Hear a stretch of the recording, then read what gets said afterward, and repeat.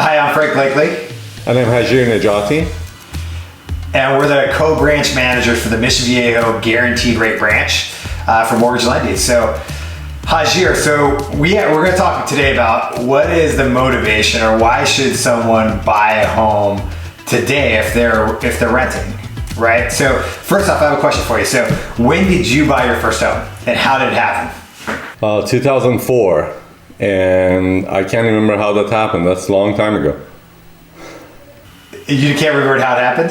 No, I remember it was, it was like we were renting, and it was more like a cultural thing for us that we need to buy our first home. It's American dream.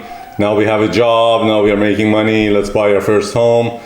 So we jumped in it, and it was a heavy seller's market. So we were getting outbids and all of that whole Orange County market as usual. Yeah. Okay. Well, so I bought my first home when I was 23. Thankfully, my mom she's very entrepreneurial, and one of her biggest thing was own real estate. So she helped out all of her kids to small down payment for a house. But I actually bought new construction, and so at the time I was working at 24 Fitness, and I actually found my boss and I went and bought at the same time. We shared a wall. So think about better have a good relationship with your boss, right? Which we did. But yeah, we shared a wall to my first home in a condo that I bought for the first time. But thankfully my mom helped me out with the down payment. Not all of it, but some of it. It was like a stepping stone. And 23 years old. Interesting. But when I meet with the clients in especially first time home buyer presentations, one of the early questions that I ask is, hey, why you're buying a home? And you usually get this question mark in their face, and sometimes people even don't know exactly why they're buying a home or what's their actual motivation is. But when we talk more about this, it's kind of like eye-opening for them, and it helps them to plan for what they're trying to buy and target exactly what's needed for them. So what was the reason that you bought a home, Frank? You know what? I think it was, like you mentioned, culture and the American dream.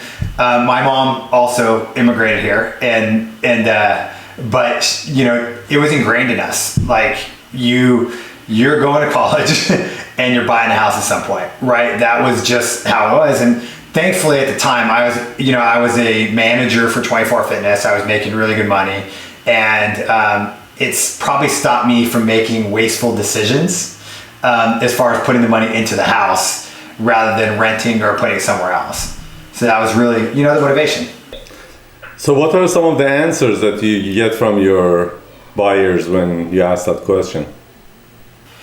Well, I think it is a lot of it's a setup of who they're exposed to and family and things like that, as far as really valuing home ownership.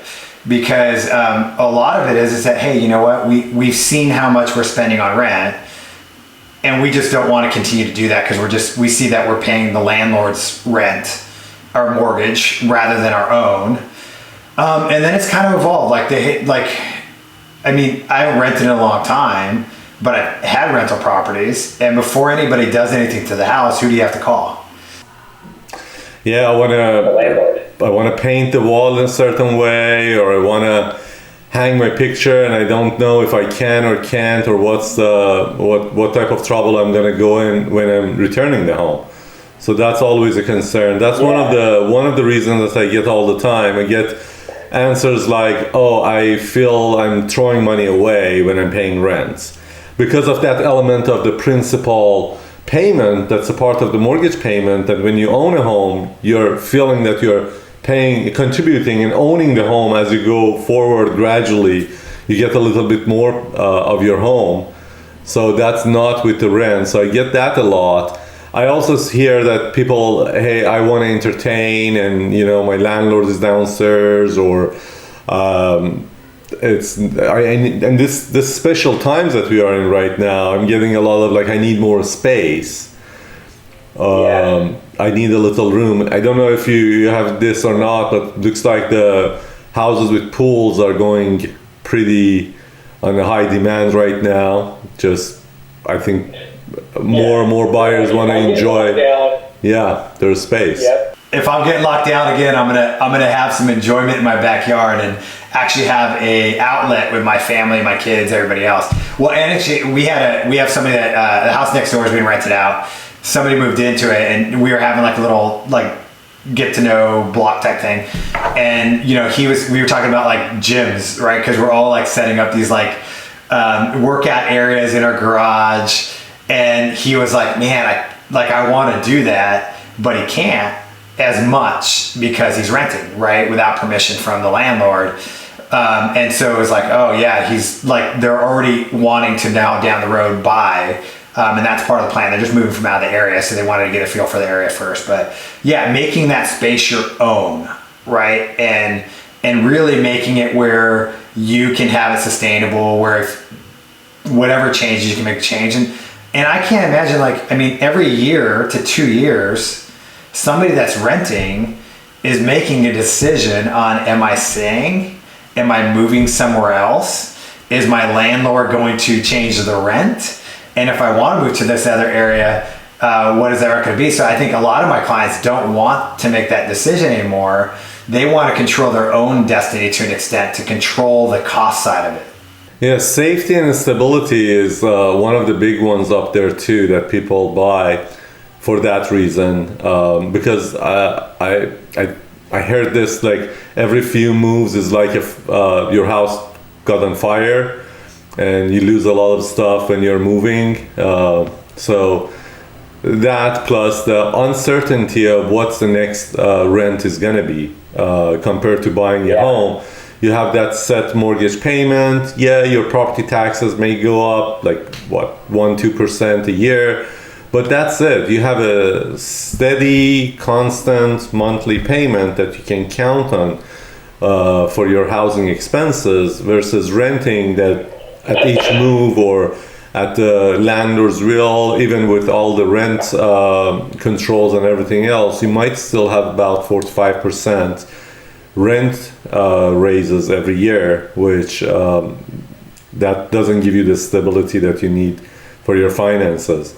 Other things that I hear all the time is change in a family format, like getting married, having kids, having the second kid, and now that additional bedroom comes in play, or families are coming from out of state for a visit and we need that guest room. Those type of things is also what I'm hearing a lot. So beside these, do you have anything else that you want to add to this? No, well, I think also right now, let's talk about COVID, right? That's just kind of the reality of what's going on. So we talked about space and pools, but what about everybody working remote right now? That's a big wake-up call when you're like, hey, I signed up to be here like a couple hours a day, and maybe on the weekends I'm cruising out somewhere else where I choose to. That's not possible anymore. And now it's like, hey, I'm working from home. I want more space. And they want to build out their own space to work out of or have school out of, whatever that may be, based on what is really happening right now. I think it opened a lot of eyes and created more urgency. Yeah, I was reviewing these COVID impacts in the economy and how like a lot of services and industries came down after March, and then they start having that V-shape recovery right around end of April when things opened up for the first time. And construction, obviously real estate didn't have much of an impact, pretty much standing the weather here and standing the storm of COVID and not blinking, basically, as Zillow was saying. But beside that, constructions are getting a really V-shaped recovery because of that same reason. People are converting their garages, adding pool or remodeling the backyard, making the home more like a place that now it's not only serving our housing, but also serving school, serving workplace, serving a workout place and a gym and all of those. So yeah, I agree. Well, I think that's a good point, and I'm gonna kind of bridges off to the next step, because one of the biggest surprises, like when COVID hit, honestly, I don't want to say I pooped my pants, but I was like, dude, I gotta like some reality checks financially, like to be able to go like, let's put the brakes on, let's see what is gonna happen, and then decide what we're gonna do with money, with spending, whatever it may be. So how surprising has it been to see the market just continue to just ramp up like it is?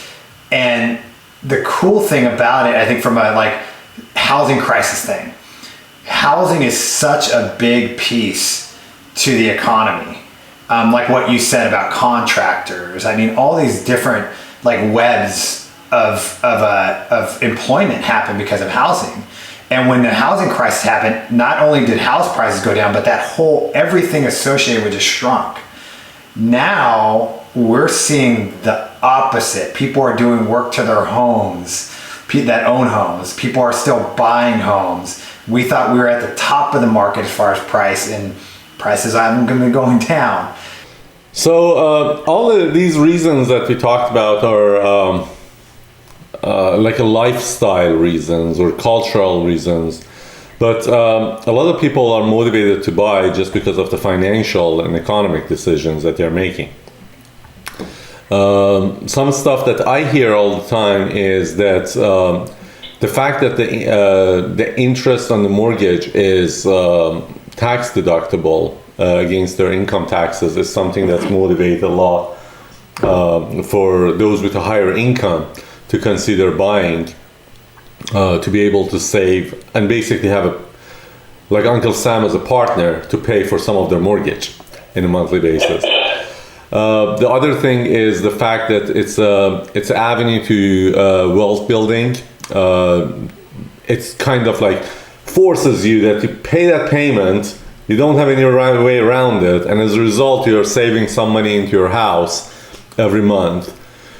Which can be huge. But my personal favorite is appreciation. I think the fact that you use other people's money, I call it OPM, and basically by having a mortgage, now with a small investment from your side, you are able to get the appreciation that is for a much larger amount. It's pretty much not possible on any other investment out there. Like out of bonds, stocks, or retirement, different type of funds and insurances and life insurances, none of them you can leverage as much as you can leverage on real estate. Well, so yeah, and I think that's important because I don't know if in Iran it was the same. I don't know if we've ever talked about this before, but you know, I know my dad was in the Navy, and I know a lot of the employment situations, they had pension and retirement plans built into jobs. Right, and so when they're done and retired, right, they have their pension plan, they have their retirement savings, and they have Social Security. We don't see that as much now. Like we don't have a lot of employers that give a pension plan along with the 401k. Most have 401ks, they have medical benefits, and then they have this as your job. So, I mean, the mode of, you know, using the home, one, to live in, but also as a future investment that may end up being the retirement plan, is a long-term reason for owning, right? And you said, I mean, my parents bought their first house for $40,000, you know, and now that same house is over $700,000. And, you know, we're talking about now the average home appreciation 3 to 4%. Well, I was born in 77, so it was around that time, right? So like in the 70s when they bought it. They also paid 18% on the mortgage. Oh, the interest rate.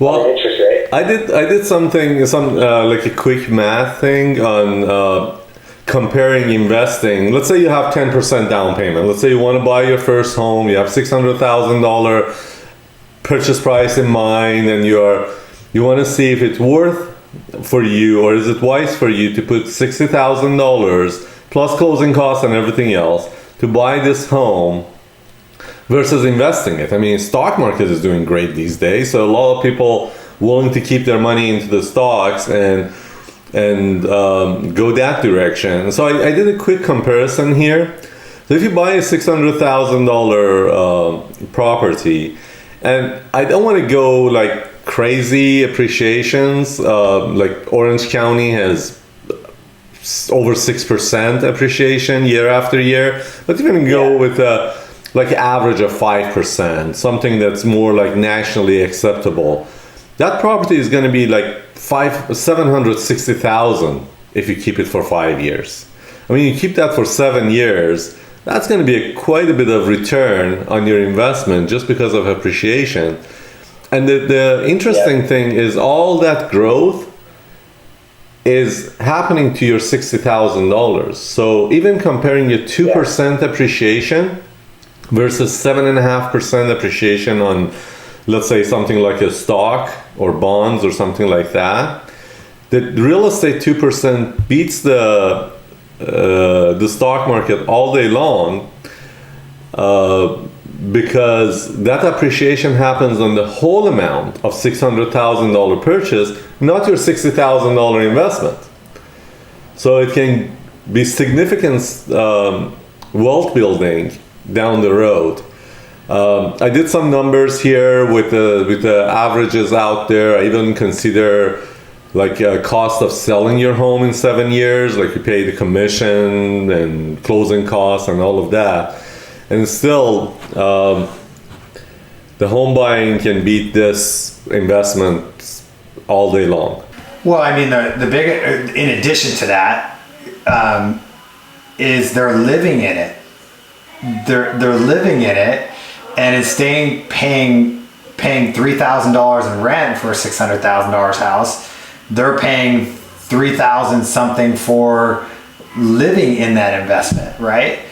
And so I think that's probably a good question too, because a lot of people that are scared right now, especially the housing crisis, because a lot of people they're going into multiple homes and they lived through the housing crisis, seeing where home prices are at. I mean, one of the first questions now they go, hey, I know interest rates are historic low.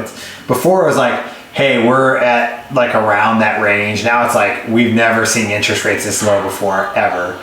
And so the combination of that and home prices, is it still a good time to buy when we see home prices still going up? And we thought we were going to probably see like a leveling out, maybe a slight retraction. I mean, how are you answering those types of questions, your clients? Well, it's a great point you mentioned.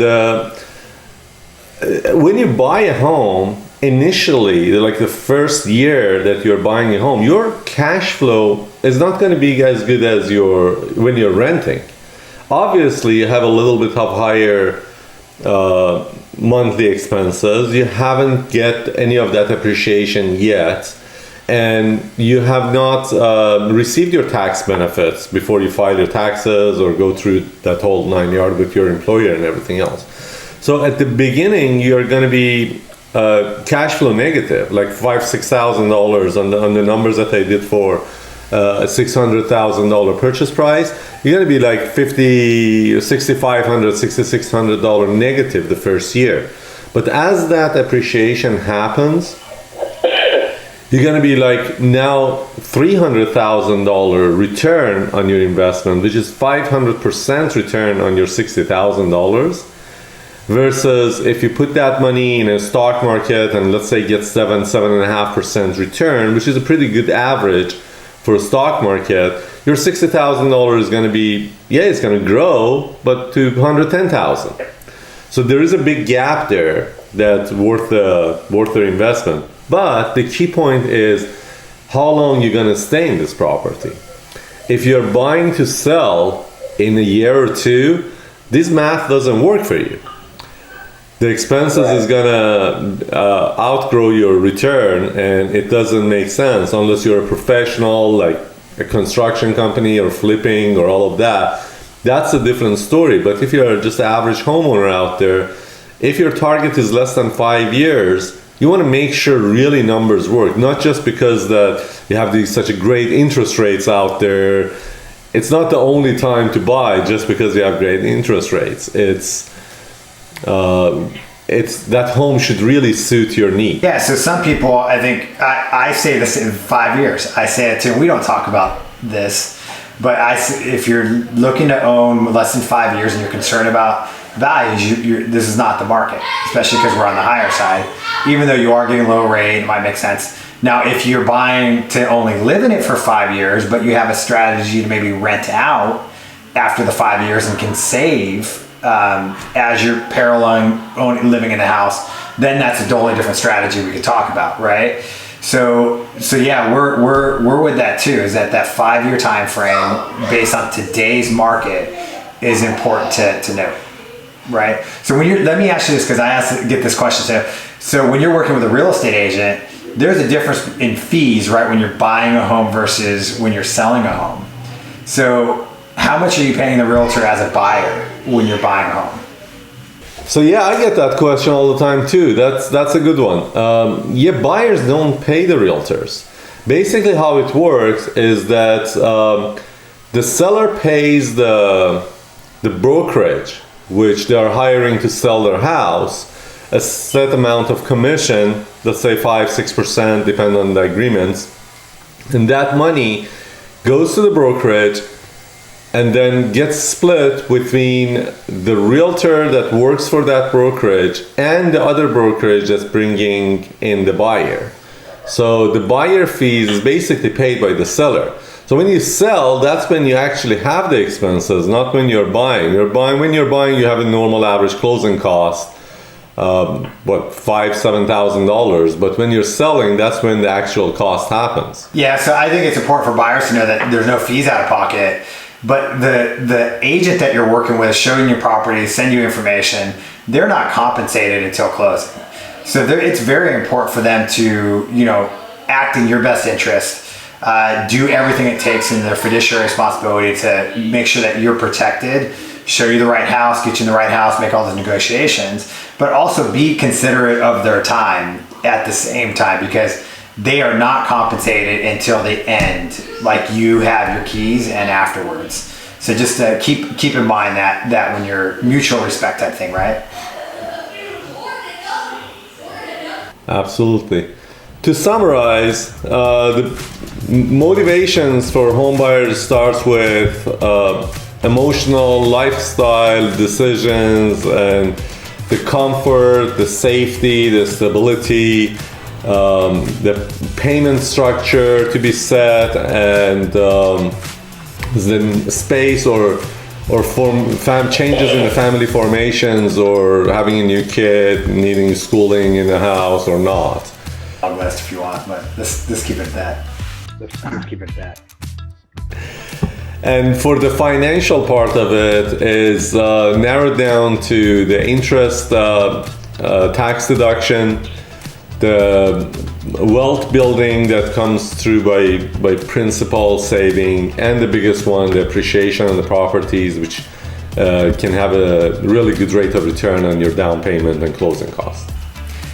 Yeah, for me, I think the biggest thing is that the timing behind buying a house is all about the house and affordability. If you're comfortable with the payment and you find the house that you're going to be comfortable in for 5 to 10 years, that is really depicting timing of it. Timing out the market in general is kind of like stocks, right? Sometimes you just go, you don't buy a house because of the timing. Now, certain people invest because of timing, but you're buying it to live in. You're buying it for a future investment, paying down the principal, and I think that's an important thing to consider when you're considering buying a house or feeling motivated to buy a house. And I think it all comes with a plan. You have to have a different strategy. It's not just get pre-qualified, go buy a house. It is understanding what you're doing, the mechanics of a home loan, and how that can help you to build for your family's future or your future family's future, right? To really understand that process, which I know you talk a lot about, and I think it's very helpful when people start building a vision of next steps. Well, thank you very much. Thanks for your time. And feel free to give us a call if there is any question about any of these, or if you want to do mortgage planning for your specific scenarios and situations.